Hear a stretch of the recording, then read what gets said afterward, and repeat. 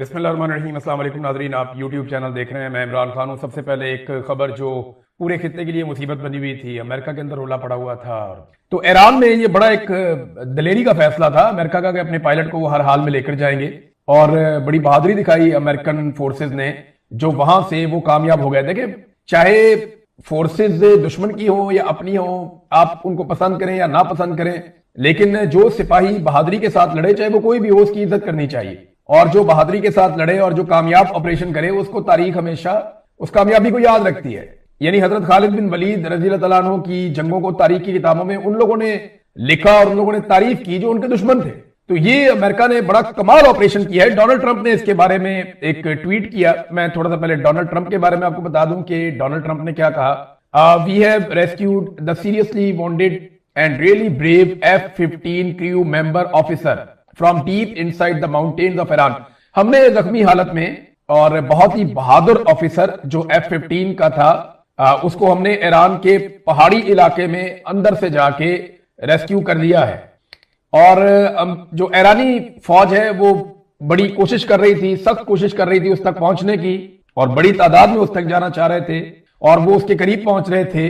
और ये बहुत ही इज हाईली रिस्पेक्टेड कर्नल, बड़ा काबिल एहतराम कर्नल है। उसके बाद फिर उन्होंने कहा जी कि ये बहुत शानदार किस्म की रेड थी और बहुत खतरनाक ये एक मिशन था, और सामान और फौजी ये सारे इसके अंदर शामिल थे। वो कह रहे जी हम एक के बाद दूसरी कोशिश कर रहे थे, हमने पायलट को रेस्क्यू कर लिया दिन की रोशनी में। ये एक आम वाकया नहीं है, और हमने 7 घंटे गुजारे ईरान के अंदर इस ऑपरेशन में। ये बड़ा अमेजिंग था, show of bravery and talent by all. फिर उसने कहा जी मैं एक न्यूज कॉन्फ्रेंस करूंगा इस हवाले से। डोनाल्ड ट्रंप ने कहा पीर वाले दिन ओवल ऑफिस में, और मैं इन ऑफिसर्स के साथ करूंगा।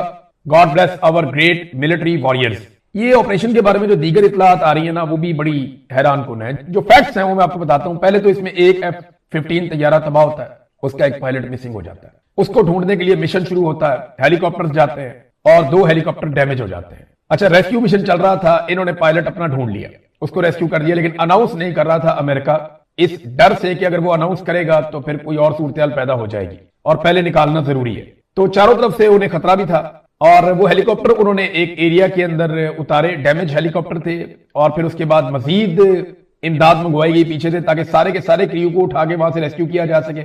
और फिर अपने वो दोनों हेलीकॉप्टर भी अमेरिका ने तबाह कर दिए। वो जो हेलीकॉप्टर वहां पे उतारते, जैसे आपको याद होगा एबटाबाद में इनका एक हेलीकॉप्टर डैमेज हो गया था, तो उस हेलीकॉप्टर को अमेरिका ने खुद ही तबाह कर दिया था, ताकि पाकिस्तान के हाथ कुछ भी ना लगे।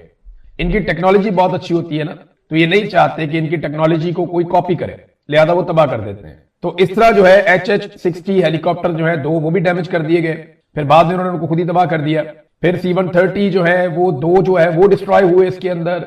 फिर एक जो है A-10 थंडरबोल्ट 2 वो भी डिस्ट्रॉय हुआ इसके अंदर इस ऑपरेशन में। एक जो है MH-6 लिटिल बर्ड वो भी इसके अंदर तबाह हो गया इस ऑपरेशन में।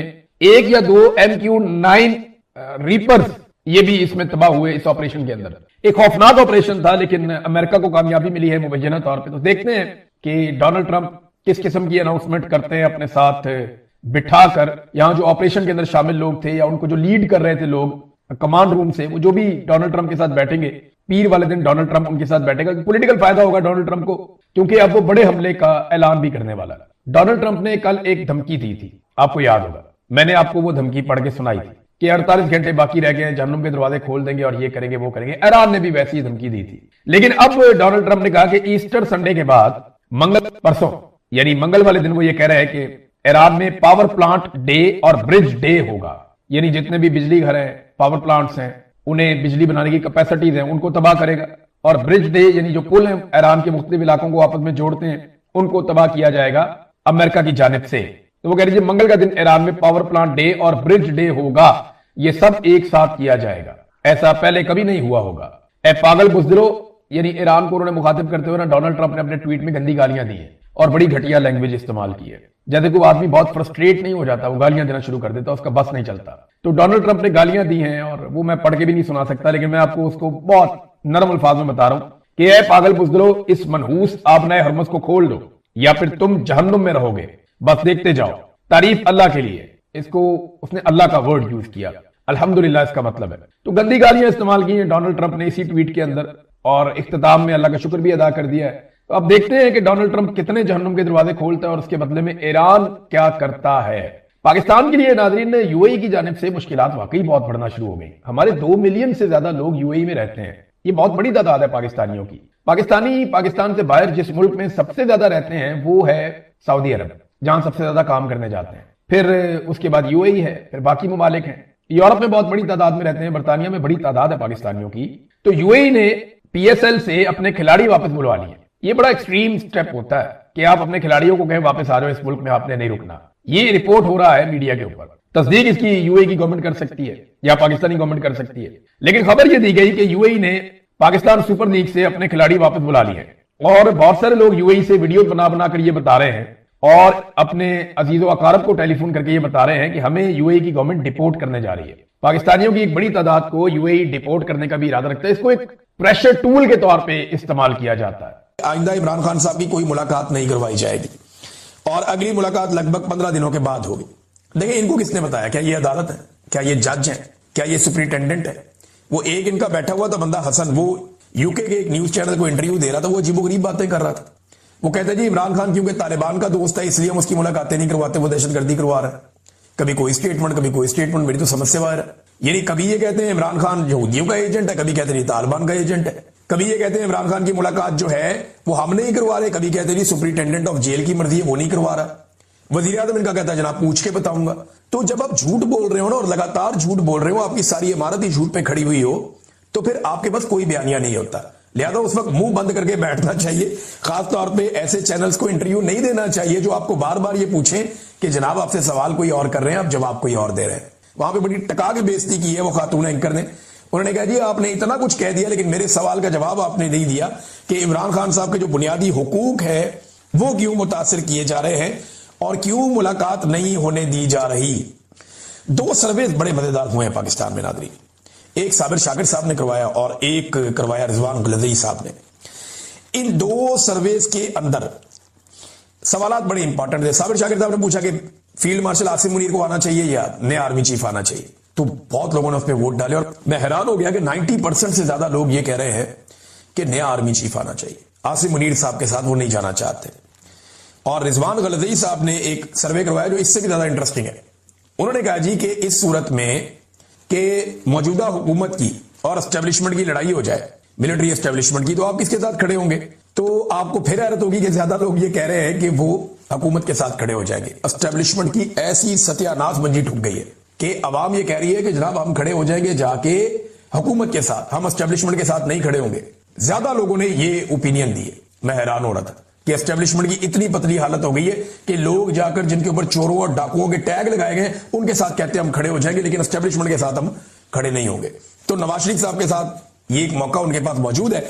अगर वो इससे फायदा उठाना चाहे, ना उठाएंगे तो मियां साहब देखेंगे कुछ अरसे के बाद कि उनके साथ होगा क्या। क्योंकि मियां साहब को अब कभी भी कंफर्टेबल नहीं होने दिया जाएगा। जिस किस्म का काम उन्होंने दिखा दिया और अब वो बेचारे सारे यकीन दिलाते फिरते हैं कि नहीं नहीं मियां साहब का ये मतलब नहीं था, मियां साहब का वो मतलब नहीं था। ना तो रोटी को चोची हम कहते हैं, ना पाकिस्तानी अवाम कहती है। और पाकिस्तान की एस्टेब्लिशमेंट तो बहुत ही सियानी है, वो तो बिल्कुल ही रोटी को चोची नहीं कहते। फैसल बाडा ने जो धमकी लगाई थी उसका जवाब भी आ गया। जवाब जनाब उसका दिया है पाकिस्तान तहरीक इंसाफ ने। बड़ा टिका कर, नाम तो नहीं लिया लेकिन बड़े सख्त अल्फाज उन्होंने बोले।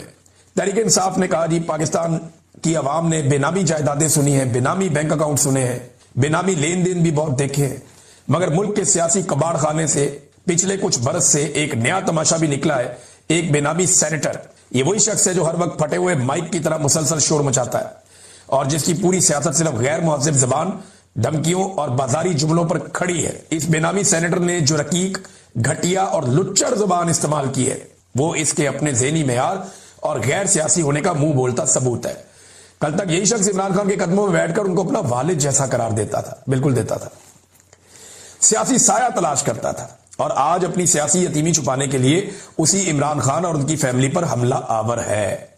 लेकिन ये बहुत सारी चीजें और बहुत कुछ लिखा हुआ है कि इमरान खान साहब बड़े डटे हुए हैं, लेकिन ऐसे शख्स के बारे में या उसकी जानिब से ऐसी की तैसी कहना किसी सियासी जमात या खानदान के खिलाफ नहीं बल्कि बराह रास्त अदालत आलिया के हुक्म की तौहीन है। पहले भी यही बेनामी कबाड़ी सेनेटर सुप्रीम कोर्ट में हाथ जोड़कर माफी मांग चुका है। अच्छा, ये फैसल वाडा साहब को ही जवाब है, बज़ाहिर तो ऐसा लग रहा है, लेकिन फैसल वाडा साहब ने जो ज़बान इस्तेमाल की ना वो वाकई बहुत घटिया है। और उन लोगों के बारे में जिनकी वजह से फैसल वाडा की सियासत शुरू हुई, आज फैसल वाडा को कौन जानता है? सिर्फ यही जानते हैं ना कि इमरान खान साहब के साथ होता था, वरना तो इसकी अपनी पहचान कोई नहीं थी। फौज भी इन्हें कभी किसी ओहदे पे ना बिठाती, कभी सेनेटर ना बनाती, अगर ये इमरान खान के साथ माजी में ना चले होते। इनकी सारी अहमियत इमरान खान की वजह से, जैसे रेहाम खान को लोग जानते हैं इमरान खान की साबिक अहलिया होने के नाते से, वरना बहुत सारे और लोग ऐसे हैं जिन्हें लोग नहीं जानते, बहुत सारी खवातीन ऐसी हैं जिन्हें लोग नहीं जानते। तो फैसल वाडा हो गया, ओन चौधरी हो गया, बहुत सारे और लोग हो गए, इनकी पहचान इमरान खान की वजह से, इनकी अपनी जाति कोई पहचान नहीं है। ये लोग हमेशा, ये जहां मर्जी चले जाए, ये इमरान खान की वजह से ही हमेशा पहचाने जाएंगे। और इमरान खान के बारे में डिप्लोमेट मैगजीन है अमेरिका का, उसने एक बड़ा जबरदस्त आर्टिकल लिखा है। ये आर्टिकल बहुत इंपॉर्टेंट है कि क्या इमरान खान साहब को कत्ल किया जा सकता है। ये बहुत इंपॉर्टेंट आर्टिकल है, इन्होंने बड़ी रिसर्च के बाद ये आर्टिकल लिखा है और इसमें बड़ी जबरदस्त चीजें हैं, मैं आपके साथ शेयर करता हूं। सबसे पहले उन्होंने कहा जी कि पाकिस्तानी फौज इमरान खान को खत्म करने की मुतहम्मल क्यों नहीं हो सकती। उसकी वजह, बेपनाह मकबूल लीडर को हटाने से बुरान खत्म नहीं होगा, उससे एक ऐसी कैफियत पैदा हो जाएगी कि पाकिस्तान की रियासत उस कैफियत में जिंदा नहीं रह सकती या कायम नहीं रह सकती। इमरान खान साहब की हिरासत में मौत के बारे में अफवाहें आई और बहुत अदम एतमाद था लोगों के अंदर, और पाकिस्तान के सियासी मंजरनामे की सारी मंजरकशी हो रही है। हुकाम ने दावे किए कि जनाब ऐसा कुछ नहीं हुआ, लेकिन ये अफवाहें बहुत तेजी से फैलती हैं। आसिम मुनीर साहब ये समझते हैं कि इमरान खान को खत्म करना एक बड़ी तबाहकुन गलती होगी जिसे एस्टेब्लिशमेंट किसी सूरत बर्दाश्त नहीं कर सकती। आसिम मुनीर ने अपने करियर में खुद अपने से पहले वाले जो डिक्टेटर्स थे, अपने पेशरो जो थे, उनकी जारहाना पॉलिसियों के नताइज देखे हैं। जैसा कि जनरल परवेज मुशर्रफ के लापरवाह इक़दामात, यानी 2006 में नवाब अकबर बुगटी का कत्ल हुआ और 2007 में लाल मस्जिद का ऑपरेशन हुआ, बेनजीर भुट्टो भी कत्ल हो गई। तो उन्होंने ये कहा जनाब कि एक और लीडर के कत्ल की मुतहम्मल नहीं हो सकता ये निजाम। नवाज शरीफ जब 2019 में बीमार हुए तो उनको फौरन इंग्लैंड भेजा गया। वो ये सोचते हैं कि पंजाब से अगर कोई रहनुमा ऐसे मारा गया तो रद्द-ए-अमल बहुत ज्यादा भड़क जाएगा, और ये एक बुनियादी हकीकत है। फौज की ताकत, फौज की भर्ती और कानूनी हैसियत, पंजाब के सियासी जज्बात से इनका गहरा ताल्लुक है। तो फौज की भर्ती भी यहां से होती है, फौज का कैशमेंट एरिया भी यही है। जुल्फिकार जी भुट्टो की फांसी या बेनजीर भुट्टो का जो कत्ल हुआ था उसमें तो एस्टेब्लिशमेंट कुछ ना कुछ करके बच गई। बहुत बड़े एहतजाज हुए लेकिन कोई बहुत बड़ी बगावत नहीं हुई। लेकिन इमरान खान एक मुख्तलिफ हकीकत है।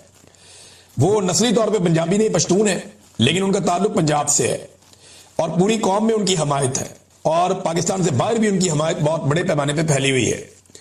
जब उनकी गिरफ्तारी हुई थी 2023 में, तो उसके बाद क्या हुआ था उसके बारे में फिर सारा कुछ लिखा हुआ, किस तरीके से क्या कुछ हो गया। तो उन्होंने कहा खान को खत्म करने से सियासी बदअमनी को भड़काने का खतरा फौज नहीं ले सकती, खासतौर पर ऐसे वक्त में जब मुल्क की मईशत बहुत बुरी तरह तबाह हो रही है। खान को हटाने से पाकिस्तान की सियासत में एक बेमिसाल शहीद पैदा हो जाएगा।